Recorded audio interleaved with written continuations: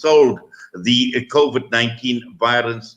But at the end of the day, we know massive vaccine rollouts right across the entire world, and maximum profit for the big technical giants and the pharmaceutical industry. Now, tonight we have got, we've got Gilbert Mercier, who is the editor-in-chief of the news Junkie Post, and he's written a number of pieces with regards to this particular aspect, looking at France as well, and also at the same time looking at protests that have taken place in France, those who have resisted Macron and his authoritarian mandatory vaccine. And we've seen people take to streets, and there is just so much taking place. There is so much debate with regard to COVID, with regard to fear as a result of some of the management policies that many of the governments have implemented right across the entire world.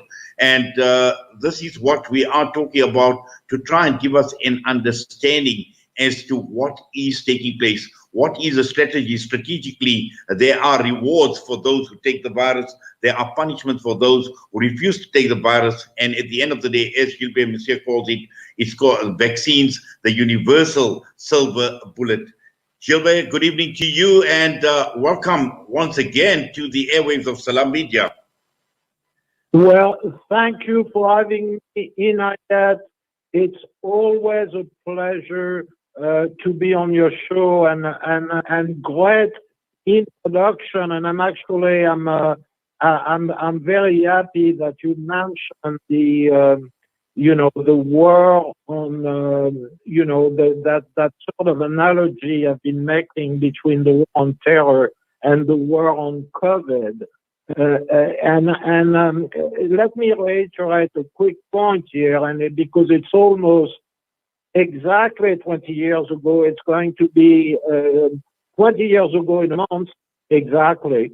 And of course, everybody recalled the event of 9/11, the 9/11 attack, which allowed more or less many governments, at least in the West, but especially in the US, to embark into what you mentioned, which was this conceptual war on terror. And, in using the shock and fear, because it's always the same thing, and actually the war on COVID is sort of using also fear as a modus operandi, if you wish, on the population, in a way, following the event, in the US, it allowed to form a progressively a police state, and to, of course, embark into a couple of wars. And we still have that, the remain of that in the US, with administrative monstrosity that's called the Department of Homeland Security. Okay, so we still do live, even so we have entered 18 months ago the war on COVID world, we still live in the post 9/11 world. Because the thing is, to me, this is all about the mechanic, the sort of insane mechanic of capitalism. Okay? Capitalism, and that's why I will never adhere to any sort of ludicrous conspiracy theory on either of those events, either COVID or even 9/11.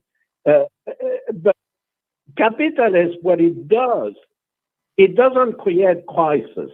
It exploits crisis. It's very good at finding ways to benefit from a crisis. Okay? In the war on terror, the beneficiary, of course, were, and still are, as a matter of fact, the global military-industrial complex. Okay? Very same complex that, in a way, in the form of NATO, is getting their behind kicked by the Taliban in Afghanistan, by the way. Also, private security apparatus still around, layers of police force. Okay, but since March 2020, the beneficiary of the war on COVID, they are not the same. They've been the pharmaceutical companies, digital giants like Amazon and Zoom and all that stuff. And they have benefited, of course, from, remote work, from lockdowns, and as well, of course, the global financial market has greatly benefited from it. And I'll give you an example a little bit background. So basically, this is what we have here, and by definition, and almost since the beginning of time, all wars, except one that is worth fighting now, and I will get to that later, have been, there's two wars in geopolitics. Some are called war of necessity, others are called war of choice. The war of necessity was arguably World War II, okay? Because the US was attacked, the West was attacked, and the world had to stop the activity of a madman, which was, of course, Adolf Hitler. Okay, so that was a war of necessity. But any of those wars, Inayet, are always either the ones that are called war of choice or war of necessity, war of choice, Afghanistan, war of choice, Iraq, are always war for profit. This is what capitalism is about. It's about extracting profit from wars or from disasters. Okay, this is what the lovely capitalist system is really all about. Now, you mentioned France, and I've been focusing on France because Macron has sort of defined. He's supposed to be a progressive. He's supposed to be the sort of world champion of neoliberalism. At least he was under Trump, with somebody like Justin Trudeau in Canada. And he has sort of rebranding himself as sort of a authoritarian neoliberal. And that's, of course, it seems to be an oxymoron, but it's not. Because he's basically what he's doing with Macron. You sort of get the worst of both worlds in his ideology. You have the side that is neoliberal, which is a proponent of brutal capitalism, where corporations and financial markets and the millionaire class rule. Okay, so that's the neoliberal side of Macron. And you have the authoritarian part of Macron. And he has exercised that since COVID through some incredible assault on freedom, on personal freedom and liberty, with France at some of the most strict lockdowns and curfew and mandatory was wearing even outdoor around, and people are sort of kind of copying him in a way, So, and he has also, since 18 months, since March 2020 to be precise, he has COVID, the war on COVID as a law to rule by, under the predicament of a state of emergency. Okay? So there is resistance, however, in France. Last Saturday, there were 250,000 people all over France demonstrating in the street against a law that Macron passed. It was voted by the French parliament, called pass sanitaire. And what this awful law is some kind of vaccine passport, more or less. Okay? So they started the application of that law Monday, okay, this week. So now all French citizens must present a pass sanitaire, which is either a proof of full vaccination, a negative test for COVID, or a proof that they had COVID and are now cured from COVID in order to go to cafe, restaurant, cinema, concert, museum, all that fun stuff that French people enjoy doing. Okay? They're also putting back, it also includes transportation, like train and airplane. They are putting back in each department, which are sort of region in France, mandatory mask, face mask, outdoor, okay, not even indoor, okay. Now, the new recommendation of Macron is in terms of vaccine. I guess he's following the Pfizer sort of recommendation. They are recommending that there will be not 2, but 3 shots of the wonderful vaccine. Okay? Now, let's talk about profit here. This is some serious money because look at it this way. In the world right now, the global population is about 7.5 billion. Okay? The good vaccine, which are Pfizer and Moderna, each shot costs $15. Okay? So if you multiply $15 by 2 and then by 7.5 billion, let's assume that every state make vaccination mandatory.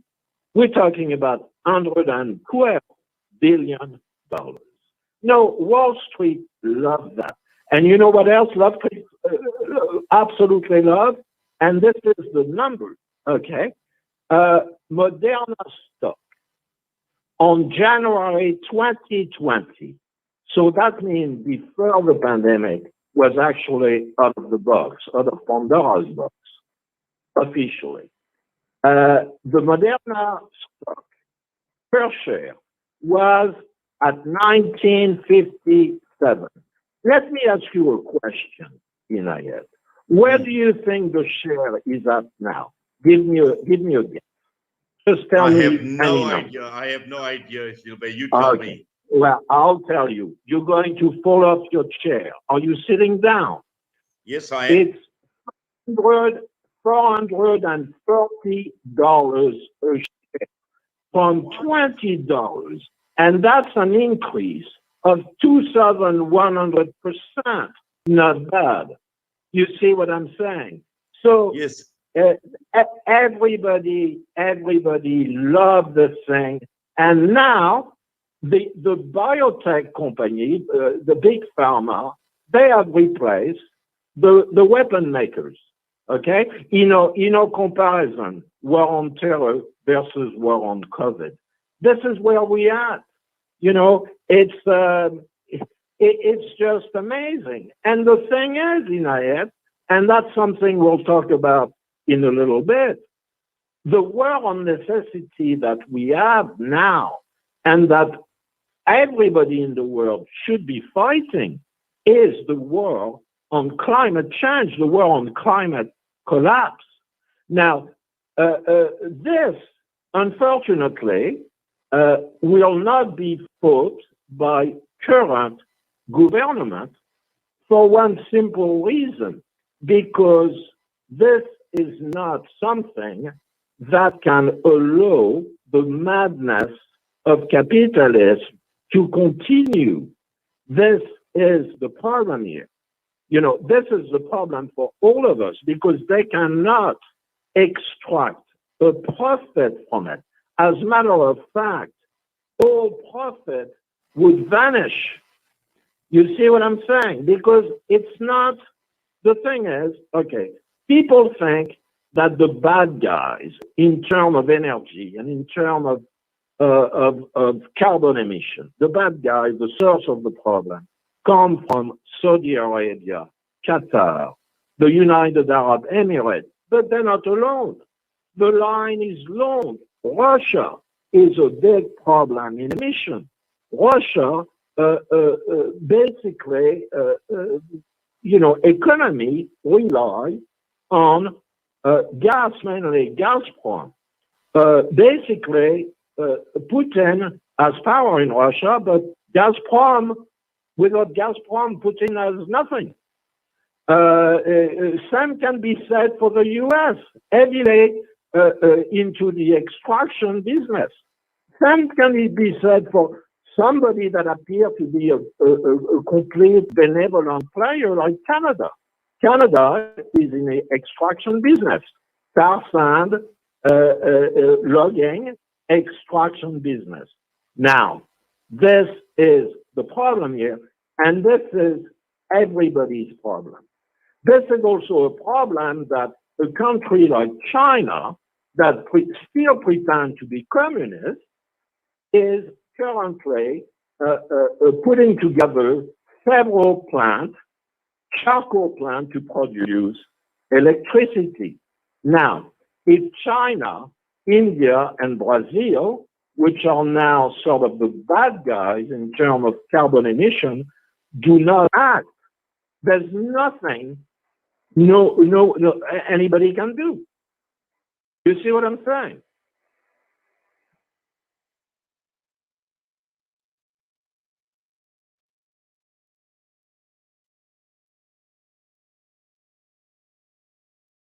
I can't hear you.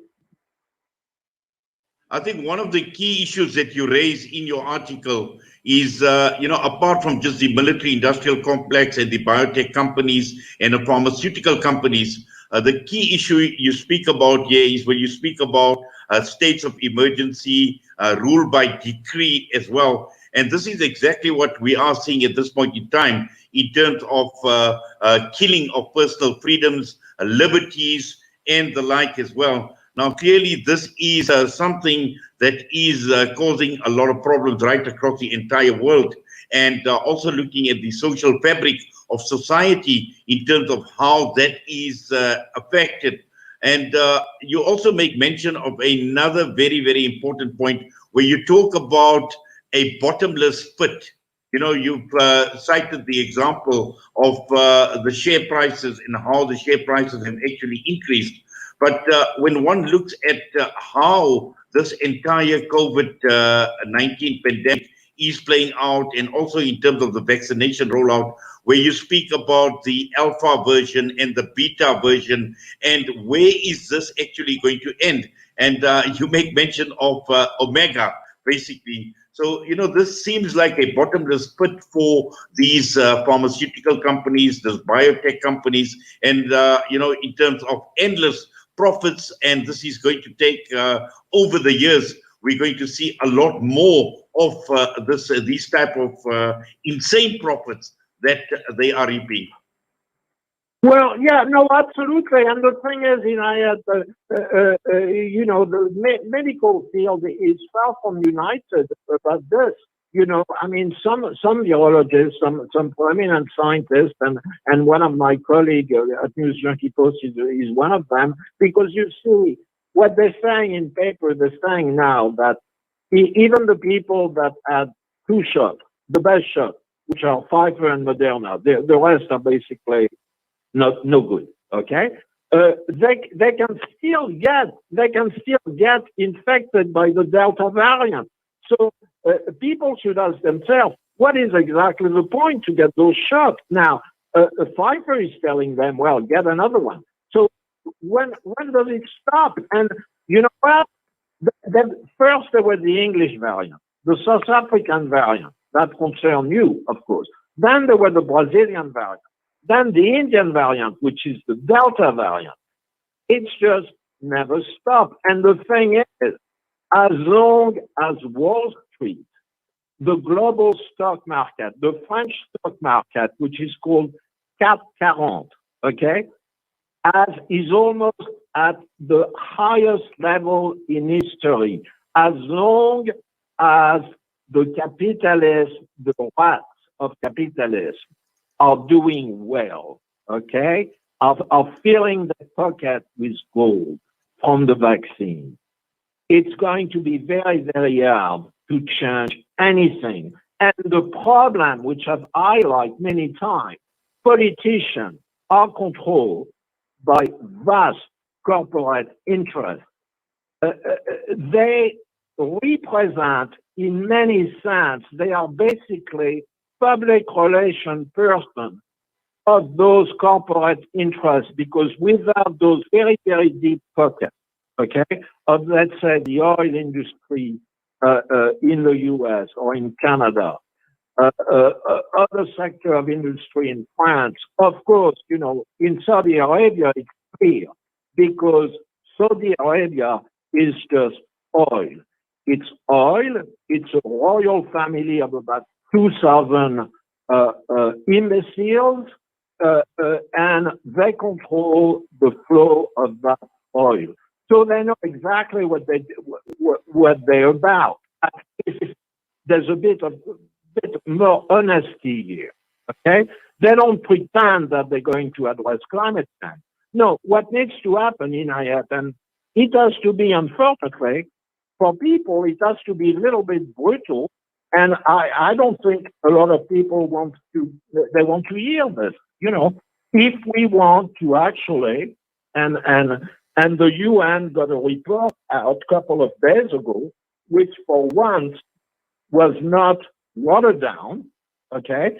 And the report is very, very alarming. It's actually realist for once, you know? So what we need to do, and I'm talking about here completely globally, you know, we need to sort of wake up as a species now, if we want, or because the climate collapse, what I've been calling climate collapse, me and other people, has already started. We see extreme weather events absolutely constantly now.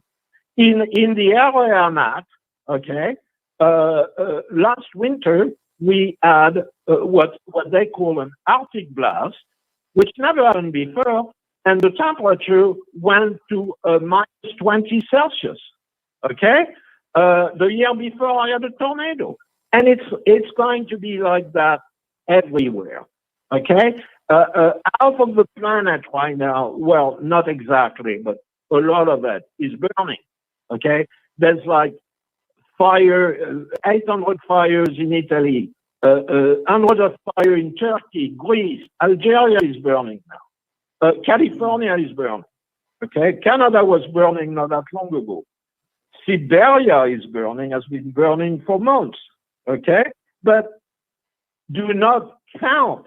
Russians should not count on Vladimir Putin to do anything about climate.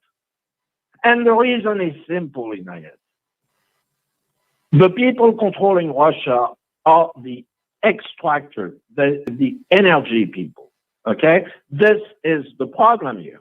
Okay, so we need we need some sort of like very, very serious wake up call here. And unfortunately, the Green parties, they do what they can, but they're not radical enough. That's the problem that I have with them. You cannot defend, have any coherent green policy if you don't attack capitalism at its roots. And what is the principle of capitalism? It's permanent growth. It's growing the economy, growing the consumption, growing have the machine fed with more population and more population. Okay, so we need to stop that. We need to go to the concept which was defined by I don't have his name in my head right now, but by some guy, some scientist in the 60s. The notion of zero growth, the notion of negative growth. as a matter of fact. That's what he defined. So we need to have that. We need to have that for consumption. We need to also have, and that's a really hard pill to swallow for most people. Okay, we need to curtail the growth of population.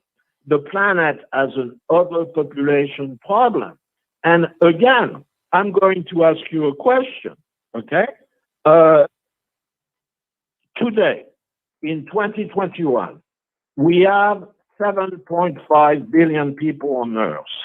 Let me ask you, Inayet, the number of people you think were living on Earth in the year 1850, or exactly at the start of the Industrial Revolution? I have no idea. I'll tell you, 1 billion. Okay? So you see the nature of the problem here. Industrial Revolution in the UK, start of the capitalist machine. Start of this machine of consuming, of needing always more stuff, more energy, more land, etc., etc. So, does it seem sustainable to you? You are a reasonable man. Does it seem reasonable to you and sustainable to you to keep going like that, knowing that some people that do this kind of study project, I don't think it's going to happen because we're having a collapse. So the collapse will change all this. The projection, now, get this, the projection for 2100 for the global world population is between 10 billion with a B and 13 billion. Can we accommodate that 30? No, of course not. You know, so you have the super rich, which have this sort of fantasy, and their name is Jeff Bezos, Elon Musk. So they have this sort of teenage boy fantasy to travel to Spain because they're billionaires. So they can blow money to go to space, take a little trip to space in the sort of retarded teenage boy fantasy. But it's kind of symbolic in a way because that means that in a way that's not necessarily conscious to them, because I don't give them a lot of credit in terms of intellect, despite the fact that they a million times richer than will ever be. Okay, I still don't give them much credit. Sorry, but they, you know, they know in a way that the life on Earth is going to become extremely challenging. But we have made it that way, and what we need to do, we need to mitigate. We need to try to basically put a wrench into the machine and sort of stop it as much as we can. And we don't need to do it for ourselves. We need to do it for, let's say, people that are now 10 years old or 1 year old and that are just victims. You know, they didn't make all the stupid decisions that we did or our parents or grandparents did. We made all those decisions because, you know, we all have a part of guilt into this, and you know, including myself. I used to live in Los Angeles, and I used to have 5 cars, you know, and that was completely stupid. I would never do it now. But we need to basically change our life on a personal level and mostly on a collective level, and really try to get rid of incompetent government that have turned not only incompetent but also corrupt, that have turned into some sort of banana republic. You know. Yes. No, Gilbert, we're going to go for a quick break. When we come back, we will continue.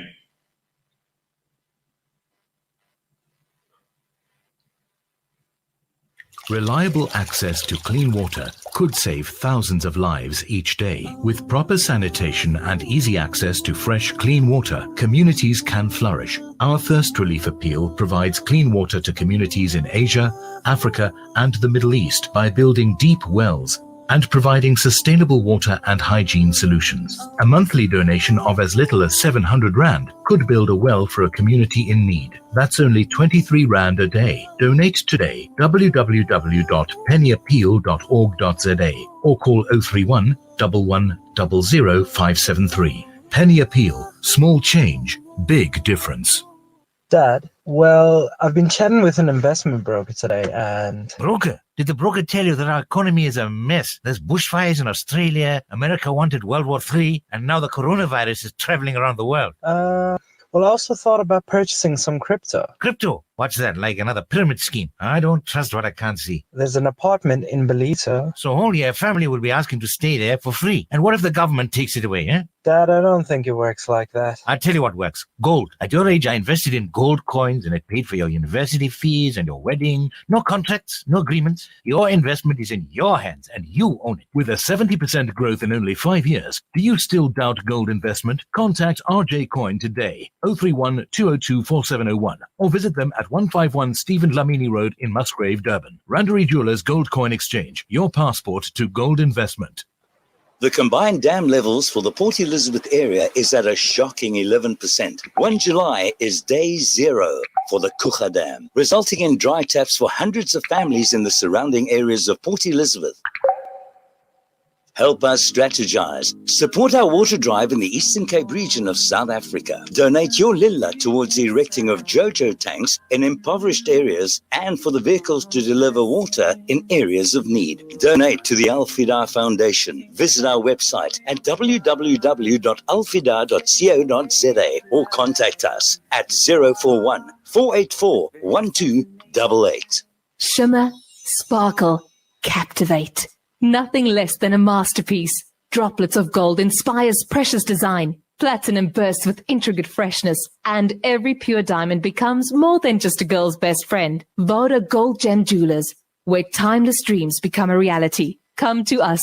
We tailor-make designer gold, platinum, and diamond jewelry. Trade in or remodel your old gold. Clad yourself with classy name-branded watches. We offer insurance valuation and freezer card calculation. Visit us at 534 Ridge Road, Overport, or call 031 208 9142. Voda Gold Gem Jewelers, manufacturers of fine gold and diamond jewelry. We believe in Allah. We believe that all life is sacred, that everyone has the right to dignity. We believe in going the extra mile to help people in areas others don't go. And we believe in the words of Allah, that with difficulty comes ease, Islamic relief. We are one. Listen to something fresh. Listen to Salam Media. The time is just gone, 7:35 p.m. as we continue with Wednesday night with Inayet Wadee. My guest tonight, Gilbert Mercier, and we are talking about this era of COVID and how the vaccine rollout is being used by governments as a strategy. Now, Gilbert, just to continue, and in your article, you speak about a strategy of reward and a punishment. Now, this is absolutely important considering that, we've seen so much with regard to personal liberties that were obviously came under threat for a long period of time, but also at the same time, how governments are using these vaccines as what you called the universal silver bullet. Because, we've seen the management styles of governments, we've seen policies that were being put into place, we've seen governments worldwide watching each other, mimicking each other in terms of their policies.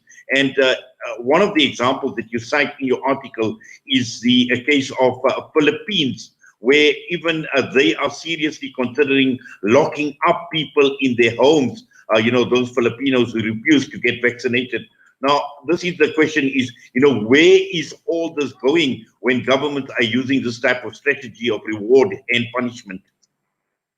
Well, the strategy of reward and punishment is used typically in lab with mice, with lab rats. If they do something that is good, you give them something to eat. If they don't, potentially you give them like a little electrical shock. Now this is like a very simple psychology. Reward and punishment. It's what the is called in the U.S.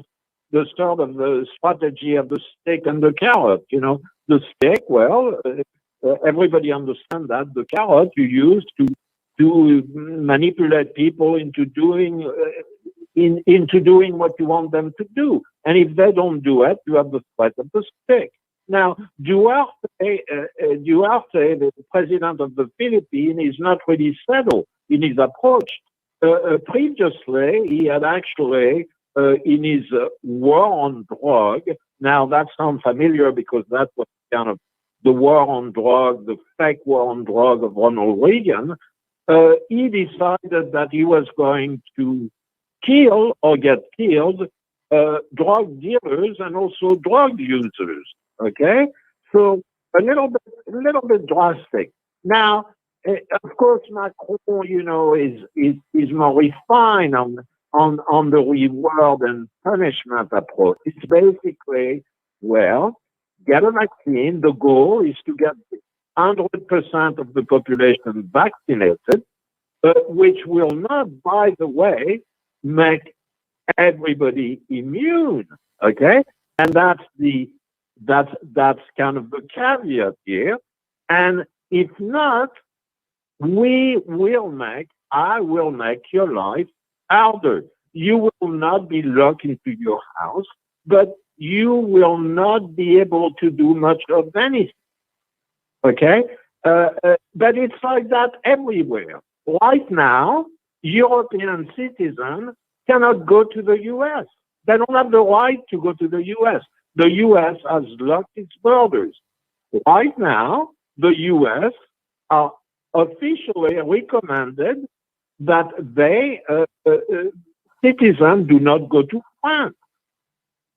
Right now, every country is keeping like a map of the world from green to red. And basically, the country in red, you're not supposed to go there. If you go there, when you come back, you will be put into quarantine. Now, that's again reward and punishment. What Macron has accomplished is to get French people, to vacation, holidays. Summer holidays is sort of sacred in France, okay? People have 5 weeks of paid holiday, and usually they take them in July and August, okay? So he has accomplished something which consists into getting French people to travel in various regions of France. That's what he has done, because it's a way, and it's kind of the same in Germany, actually. It's a way to say, there's two aspects. It's like, okay, well, that way, you're not going to go to an area that is more infected than France. And also, it's an economic angle, of course. You will spend your money in France, which the French economy needs. You see, because there's always an economic aspect to everything, okay? It's not about people's health. The worst part of the Macron thing is that all the healthcare workers, and they are the first. They will be first. The vaccination will be mandatory for them, okay, starting in early September. So they're really mad. They actually, some of them are talking about going on strike because they went from like a, hero during the height of the pandemic, where people were like cheering them and so on, to be vilified. Okay, the one that expressed the human right, because it is a human right, to deny to not accept medical procedure. Nobody can force you into accepting a medical procedure that you don't want to accept. Okay, and that seemed to be a little lapse here in the in the mind of Macron. But I have to read you a quote here because it's very telling. I have to read you a quote of Macron, and it's just it's rather amazing. So this is what he said a couple of days ago. Because it is what Macron is doing in his sort of punishment and reward system. It's kind of a blackmail, because he's sneaky. It's a blackmail of saying, okay, you are good people, you are good citizens, you get vaccinated, or else I might put back lockdowns and curfew. Okay, so he made this statement about 2 days ago, and the statement was absurd, as you will see. He said, accept this collective rule and get vaccinated. It's about citizenship. Freedom only exists if the freedom of everyone is protected. It's worth nothing if by exercising our freedom we contaminate our brothers, neighbors, friends, parents, or someone we have come across at an event. Then freedom becomes irresponsibility. So for Macron, freedom, and even free speech, because in France, if you call what he's doing dictature sanitaire, which is a sort of health dictatorship, you are called a conspiracy theorist. But it's not the case at all, because it's perfectly valid. Okay? It is an attack on fundamental liberty. And in France, it doesn't fly well because the French motto is liberté, égalité, et fraternité. So it's kind of he's insulting the Republic. Okay? And people view it like that. The protests are actually growing. There will be protests this coming Saturday. It's not going away. It will not go away. And I personally would really like if those protests would spread to other countries in Europe and elsewhere. Talking about, mandatory situation. In the US, 2 days ago, Biden issued a decree making it mandatory for all personnel of the US military to be vaccinated. Okay? It is mandatory for employees. Corporations are doing it too. Corporations like Google, Facebook, all the Wall Street players, Goldman Sachs, and so on, they're making it mandatory for their employees to get vaccinated. Okay? So it is,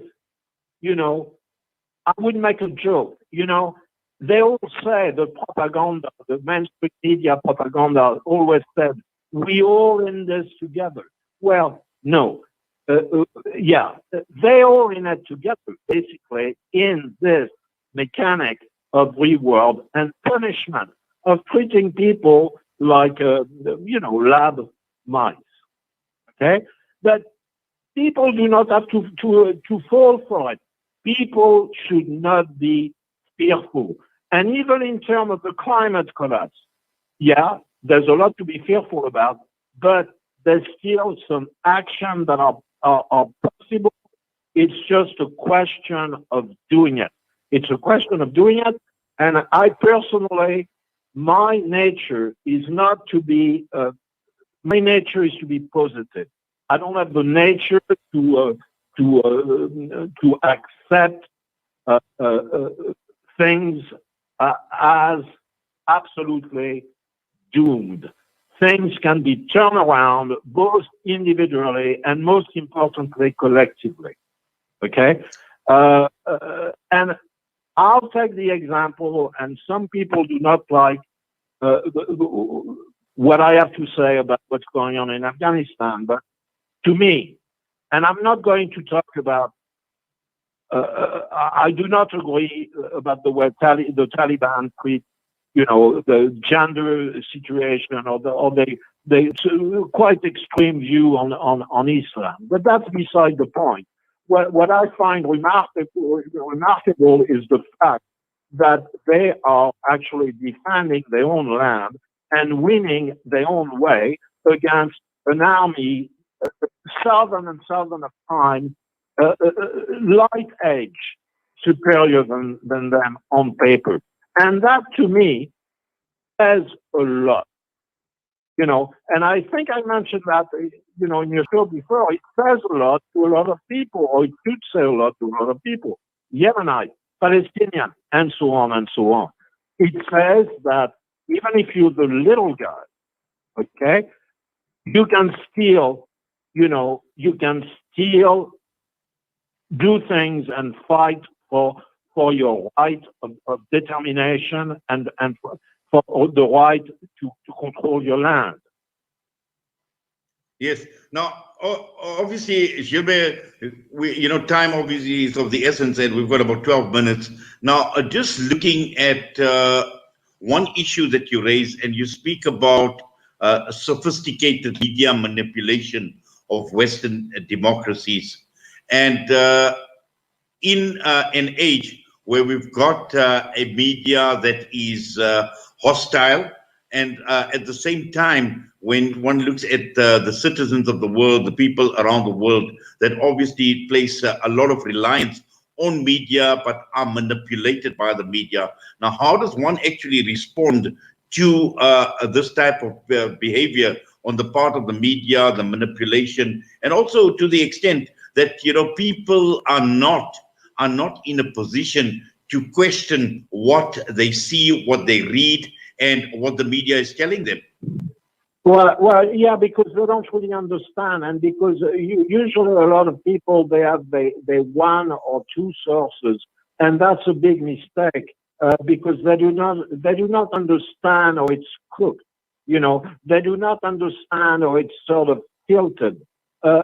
Yeah, I'll give you an example. The Western media, let's say, it probably will say nothing to you except one: the BBC, the French government controlled media, NPR News in the U.S., CBC in Canada.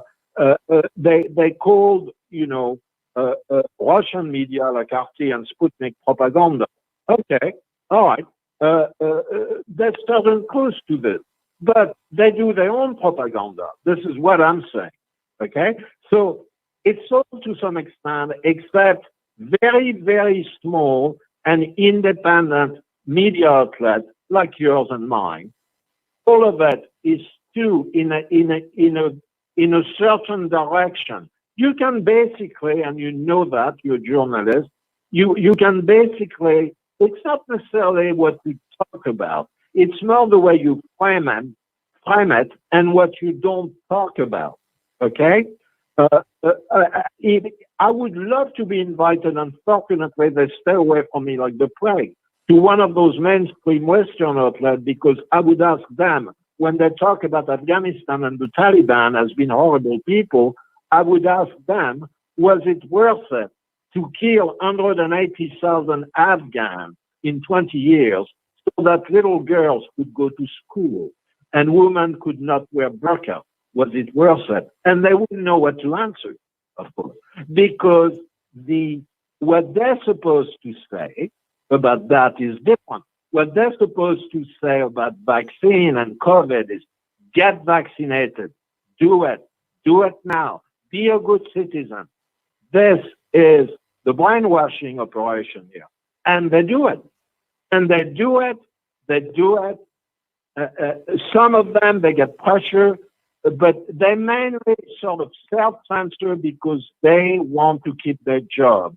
because, you know, they have a mortgage to pay, and so on and so on, you know.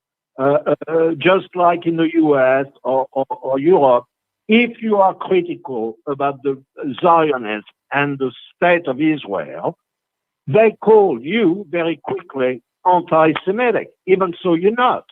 You know, that kind of thing. It's always so, meaning that what people should do, they should read more things than just rely on one source. They should have many, many sources and conflicting sources so they can say, they're saying that because of this, or they're saying this because of that. Of course, outlets like Press TV, they're going to express the Iranian, they're going to express the point of view of Iran, the official point of view. That's what they are. Of course, Sputnik and RT are controlled by the Kremlin. Everybody knows that. But the other players, the Western players, are also controlled either by government or corporation. Okay? Al Jazeera is not an independent press outlet. It's controlled by the government of Qatar. Okay? People need to know what's what. You know, as far as I'm concerned, Salam Media is not controlled by anybody. And that's why I like to be on the show, to be honest with you.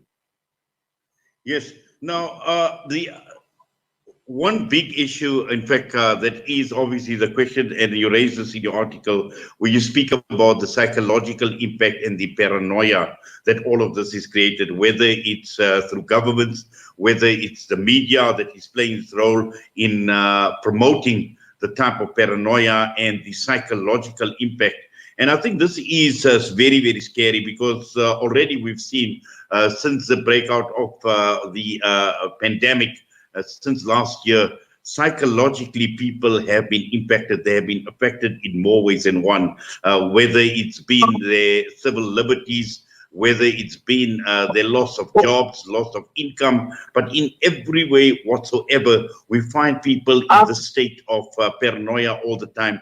And, you know, what should people be doing? How do we overcome this, Gilbert? Inayet, I have a little story. It's a personal story. My brother, he just retired, but he retired after COVID. He stayed open during the first year of COVID, and he was a psychiatrist. And the number of like depression and people flaring up was just astronomical. People suffering from like anxiety, agoraphobia, basically completely losing it. What I'm saying is, we as humans, and that was not the case for previous generation, for our grandfather or even father. Well, you probably around the same age than I am, but let's say father, grandfather, and even before.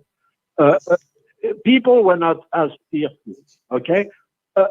And I want to ask some sort of philosophical question here, which I'm not going to answer. What is the point of living in fear? What is the point of fearing death?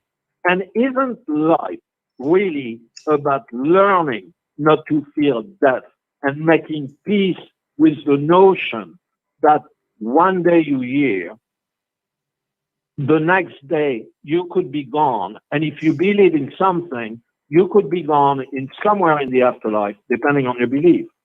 Okay? So people need to be less fearful. People need to keep some kind of hope, and people need to be connected. And I'm talking about being connected, not in a virtual world, which is like some kind of plague, but in real life. To be connected in real life with families, with friends, you know, that kind of things. Connected with the real world, connected with nature, if possible, connected with trees, with animals, connected. Not staring at screen and screen and screen. You know, have this sort of connection. You know, either, you know, in your case, in the case of you guys going to the mosque, you know, whatever form it takes, you know, it doesn't matter.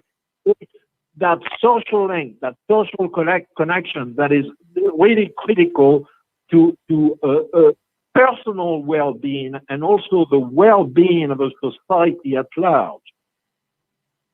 Well, Gilbert, that's wonderful advice that you obviously are leaving us with this evening. But as always, it's an absolute pleasure having you with us here on Salam Media and taking time out and being part of the broadcast that we usually have. But for now, we wish you well. We wish you safety. We wish you good health. And please take care of yourself. Once again, your time is appreciated, and we are certainly grateful that you have taken time out to be part of this evening's broadcast.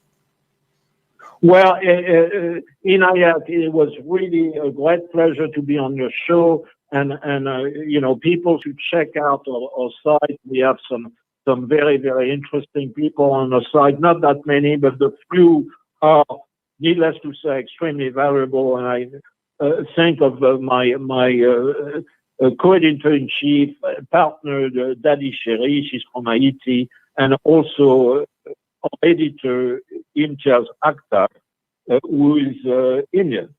So, you know, people should check out our work. We are small. We are proud to be small. We are independent and proud of that, and it will always be that way.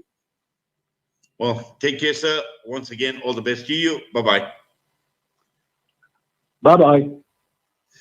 That was Gilbert Mercier joining us this evening. The time has just gone 2 minutes to 8 p.m. We come back and we're going to continue with vaccines. We're going to be talking with Shabnam Palesa Mohammed, and we're also going to be joined by molecular biologist Fakhri Hassan. We're talking about the independent vaccine adverse effects reporting system.